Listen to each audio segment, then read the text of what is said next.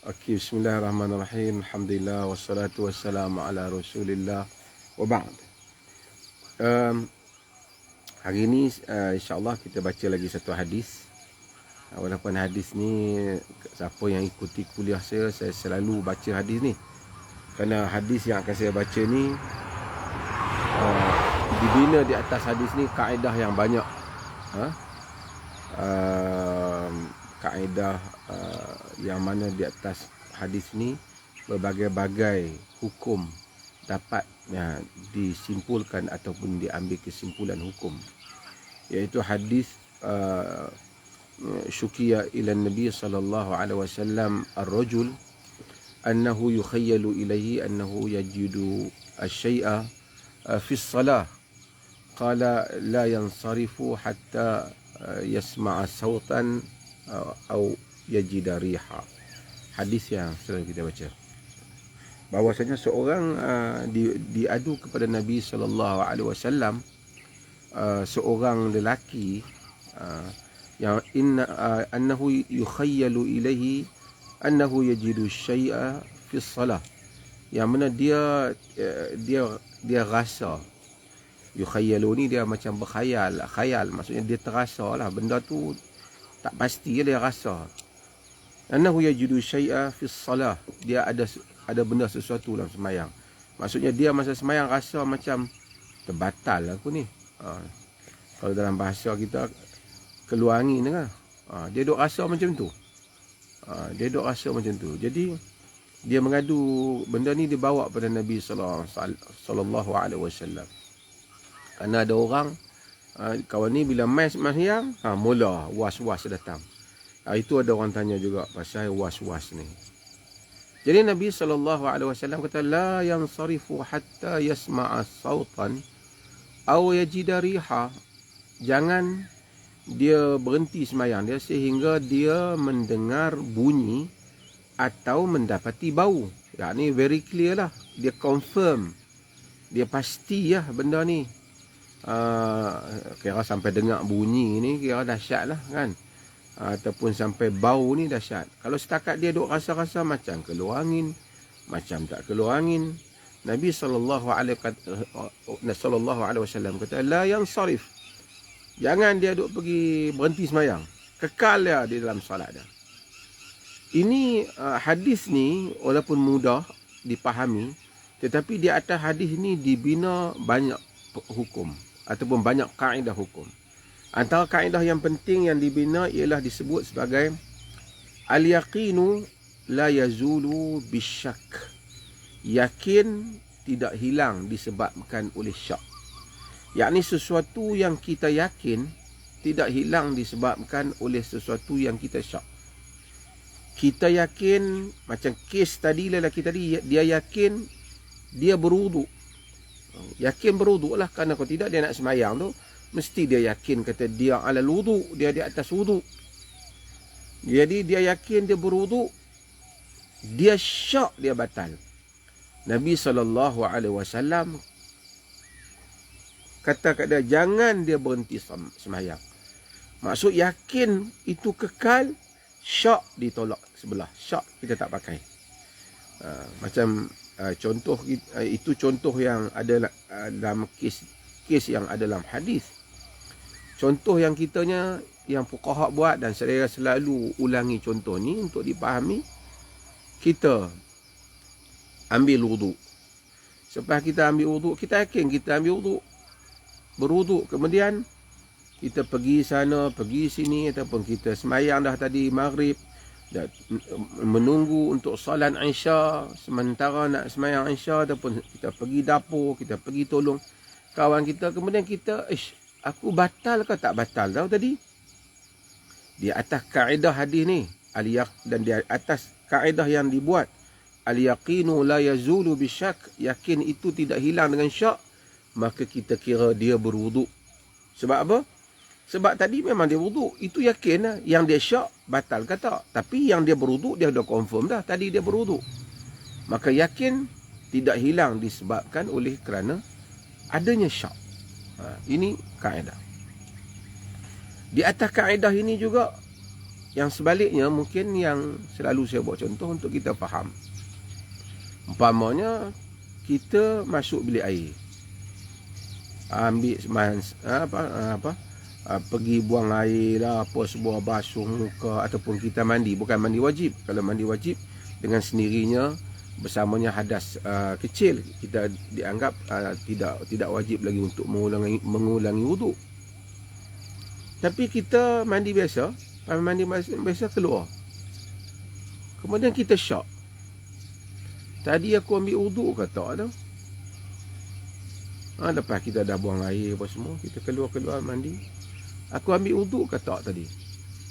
Kita dikira tidak berwuduk. Sebab apa? Kerana yang yakinnya ialah tadi kita masuk buang air semua, kita memang dalam keadaan tidak berwuduk. Kita syak saja, mungkin tadi masa pas mayang tadi, lepas kita mandi tadi, mungkin kita ambil wuduk. Yang ni mandi biasa, bukan mandi wajib. Lepas kita mandi tadi, mungkin kita ambil wuduk, ataupun kita basuh-basuh muka tadi, mungkin kita ambil wuduk. Kita rasa macam ambil wuduk, tapi kita tak confirm, kita tak pasti. Apa yang kita pasti sebenarnya? Yang kita pasti itu ialah kita sebenarnya tadi tidak ada wuduk. Itu kita pasti, itu yakin. Apa yang kita syak? Syaknya kemungkinan kita berwuduk. Maka di atas kaedah al-yaqinu la yazulu bisyak. Yakin tidak hilang disebabkan oleh kerana syak, maka kekal di atas yakin, iaitu kita tidak ada wuduk. Maka hendaklah kita mengulangi, ataupun hendaklah kita pergi mengambil wuduk. Begitu juga salat. Kita duk rasa 2 ke 3. Sebenarnya kita 2 ke 3, kita rasa kita syak 2 ke 3. Kita sebenarnya tidak syak 2 ke 3. Kita syak 3 tu. Yang 2 tu confirm dah. Kita takkan 2, aku tak pasti 2 atau 3. Yang 2 tu confirm kita dah lakukan. Yang kita syak mungkin kita dah buat 3. Itu sebenarnya. Kita tak syak berdua. Kita confirm dah kita buat 2 tu. Melainkan kita ni kosong ke, 1 ke, 2 ke, 3. Itu ada halusinasi yang teruk lah. Ini mungkin penyakit dah tak wajib solat kot, dah tak betul otak dia tu, kan. Tapi kalau sekiranya 2 ke 3, yang dia confirm artinya 2, yang dia tak pasti ia 3. Nabi SAW kata, wal yatrahil syak wal yabni ala mastaiqan, dalam riwayat wal yabni ala al-yaqin. Buang syak, kata Nabi, bina di atas yakin. Yakin tu 2 tu lah. Sebab itu bila orang tu syak 2 ataupun 3, maka salatnya adalah 2. Yakni yang paling sedikit itu adalah yang syak. Yang paling sedikit itulah yang yakin. Yang tambahan itu adalah yang syak. Sebab itu maka ini adalah kaedah yang banyak yang dibina di atas hadis ini. Sama juga umpamanya, kita duduk pada satu tempat, baju kita bersih, kita yakin dia bersih, kemudian duduk kat situ lama, kita syak, kena najis ke tak kena najis baju ni? Maka hukumnya ialah baju itu bersih, kerana asalnya dia bersih. Kita syak saja dia kena najis. Al-yaqin la yazulu bisyak. Yakin tidak hilang dengan syak. Tapi kalau kita buat sebaliknya, baju kita kena najis, kita tahu confirm kena najis, kita letak pada satu tempat, kita tak pasti, aku dah basuh ke belum basuh baju ni, ataupun isteri aku dah basuh ke ataupun tak basuh baju ni. Yang kita confirmnya baju tu memang asalnya najis lah, hari kena najis baru ni. Kita syak dia basuh ataupun belum basuh, maka baju itu dikira tidak bersih, kita tak boleh solat di dalamnya. Di atas kaedah yang tadi, dibina wal yabni ala al-yaqin, bina di atas yakin. Fal yulghi asyak, buang syak, wal yabni ala al-yaqin. Dan sebagai riwayat wal yatrah asyak wal yubni ala mastaiqan, buang syak, bina di atas apa yang kita yakin. Banyak lagi lah hal-hal yang seperti itu. Termasuk juga dalam ibadat-ibadat yang lain. Misalnya kita puasa. Puasa yang kita yakinnya siang ni wajib kita berpuasa. Puasa Ramadan lah maksudnya. Puasa Ramadan. Puasa wajib. Ataupun puasa mana yang puasa wajib. Juga puasa sunat juga. Kaedahnya sama lah. Lepas pada tu kita tengok. Masuk waktu ke tak masuk waktu maghrib lagi. Tak tahu. Kita tak pasti. Boleh tak kita makan? Tak boleh. Sebab apa? Sebab yang yakinnya kita wajib berpuasa. Sehinggalah kita yakin kita boleh berbuka dengan masuk waktu maghrib. Kita sedang syak saja. Mungkin masuk waktu maghrib. Maka kekal di atas yakin. Di atas hadis tadi juga dia panggil al-baqa'u makana ala makana. Kaedah, ini kaedah. Kekal sesuatu di atas keadaannya yang asal. Sehingga terbukti yang sebaliknya lah. Jadi kita wajib berpuasa. Lepas tu orang kata dah masuk dah kot. Kita tak pasti. Tapi yang kita pasti, yang kita yakinnya kita wajib berpuasa. Yang kita tak pastinya mungkin dah boleh berbuka. So kita kena tunggu sehingga kita yakin masuknya waktu. Kita pergi yang sebaliknya. Malam kita boleh makan. Sehingga terbitnya fajar. Kita bangun-bangun jam tak ada, apa tak ada, kita tak tahu. Masuk waktu subuh ke belum ni? Boleh tak kita makan? Kita boleh makan. Kerana apa? Kerana yang yakinnya kita boleh makan. Sedangkan masuk larangan makan itu kerana masuk waktu subuh baru di peringkat syak, belum confirm. Maka dengan itu yakin tidak dihilangkan oleh syak. Sama juga kita semayang, kita masuk dalam kita ni jadi makmum, ikut imam. Tadi aku masuk rakaat kedua ke rakaat pertama, tak tahu. Keliru, tak ingat kita. Kira rakaat yang keberapa? Kita kira rakaat yang kedua. Sebab apa?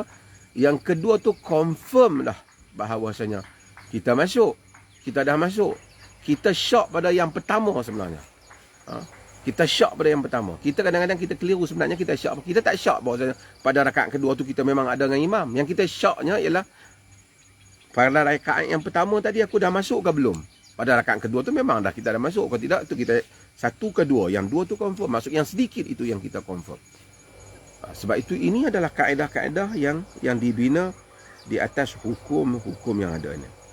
Dia banyak lagi hal-hal yang seperti ini. Misalnya talak juga. Aku katalah orang tu ada pelupa dia ni. Aku talak isteri aku ni talak dua ke talak satu ke talak dua gitu. Kita kira yang sedikit. Kerana yang sedikit tu lah yang yakin. Tang satu tu mungkin tang satu tu dia dah confirm lah. Tang dua tu sebenarnya dua tu yang dia syak. Maksudnya dia tahu dia pernah talak. Of course bila dia tahu mesti satu talak telah berlaku. Cuma dia tak ingat dua ke satu. Kita kira satu, tak kira dua. Ini al-yaqinu la yazulu bisyak. Sama juga dalam benda-benda yang lain. Di atas kaedah hadis ni. Di atas kaedah hadis ni.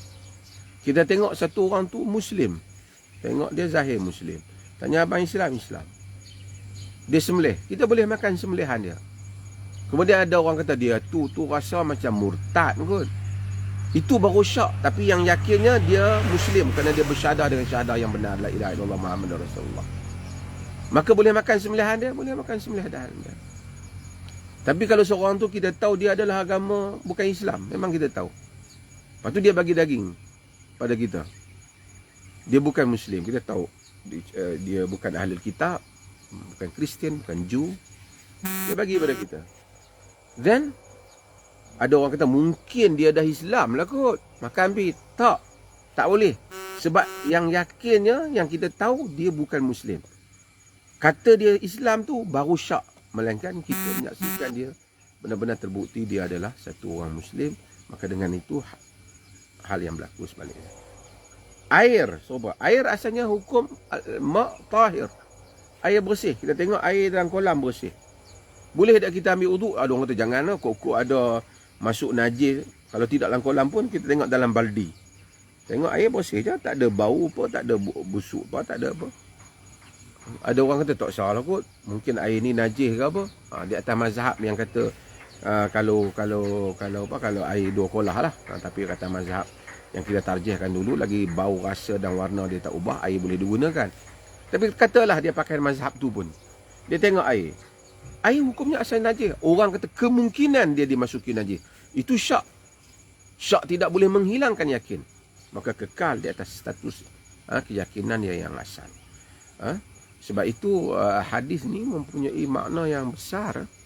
Di dalam di atasnya dibina hukum hakam syarak yang banyak untuk kita ikuti dan untuk kita bina. Jadi orang tanya apa-apa, itu kaedah al-yaqinu la yazulu bisyak. Yakin tidak hilang disebabkan oleh syak. Sama juga dengan hutang piutang. Kalau satu orang kata, aku tak ingat kau hang ada hutang dengan aku ke tak? Jadi kita nak kira ada hutang ke tak? Jadi dia kira tak ada hutang kerana al-aslu bara'atu zimmah. Seseorang itu terlepas daripada sebarang zimmah, bebanan. Kerana satu asalnya dia tak berhutang. Dia syak mungkin kau telah berhutang dengan aku ataupun belum tak berhutang. Mana? Jadi bila dia syak, kalau dia pergi ke mahkamah perbicaraan, dan kalau kedua-dua pihak pun tak tahu, melainkan salah satu pihak dia tahu dia berhutang, dia nak tipu, dia berdosa dengan Allah lah. Tapi kalau undang-undang mahkamah nak memutuskan ataupun kedua-duanya tak ingat, kalau kedua-duanya tak ingat, maka dikira dia tak berhutang kerana asalnya satu orang tu tak berhutang. Tapi keadaan sebaliknya macam ni. Dia confirm dia telah berhutang dengan A, si A. Cuma dia syak. Aku bayar enggak ada lagi tahu hutang hang. Kalau pergi ke mahkamah, dikira asalnya kau berhutang. Itu yakin. Bayar tu syak. Jadi kau dikira berhutang. Kau dikira berhutang. Kita pun, aku tak ingat aku bayar ke tak. Ya, aku bayar lain lah. Tak apa. Betul lah kita bertindakkan sebab apa? Kerana kita yakin kita berhutang. Kita syak kita bayar ke tak. Tapi kalau yang tadi, kita syak kita hutang ke tak. Asalnya kita tak berhutang. Ini kaedah-kaedah yang ada di dalam hukum hakam syarak, yang kaedah qawaidul fiqhiyah, kaedah-kaedah fiqh. Yang kaedah ini diambil daripada hadis yang Abdullah bin Zaid Al-Mazini ini, yang menyatakan bahawasanya Nabi kata la yansarifu hatta yasma'a sautan aw yajida riha. Dia tak pergi ke mana sehingga dia mendengar bunyi atau mendapati bau. Kerana itu Nabi SAW kata wal yabni 'ala al-yaqin, bina di atas yakin. Bina di atas yakin. Wal yulghir syak ataupun wal yatrah syak, dan hendaklah dia membuang syak yang ada. Jadi jelas atau tak penerangan saya? Manfaat Nadine.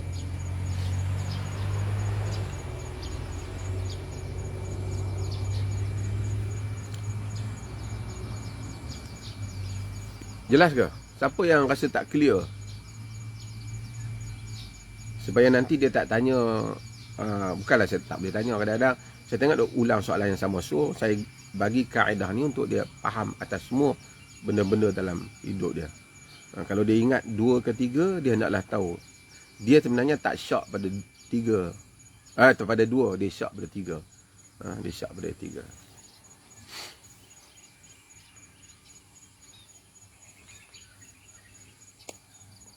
Okey, terima kasih banyak. Ada lagi ada soalan begini? Benda ni selalu saya terangkan untuk orang faham.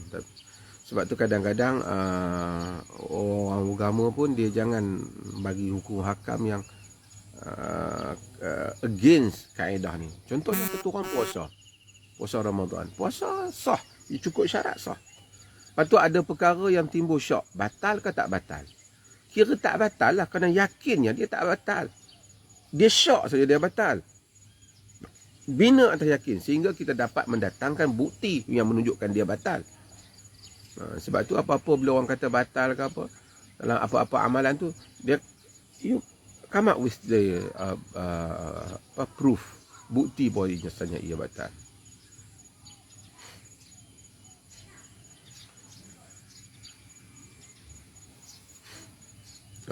Kalau orang tu tak ingat, dia tertinggal dalam perkara yang bukan rukun di dalam solat dia, dia sujud sahwi, ataupun orang Melayu panggil sujud sahwi ya. 2 kali sujud selepas dia membaca tahiyat, sebelum salam ataupun selepas salam. Ada kencing tak lawas? Itu kita dah jawab, kencing tak lawas. Terima kasih banyak, insya-Allah. Besok jumpa lagi pada jam yang sama. Wa sallallahu ala nabiyyina Muhammad wa ala alihi wa sahbihi ajma'in.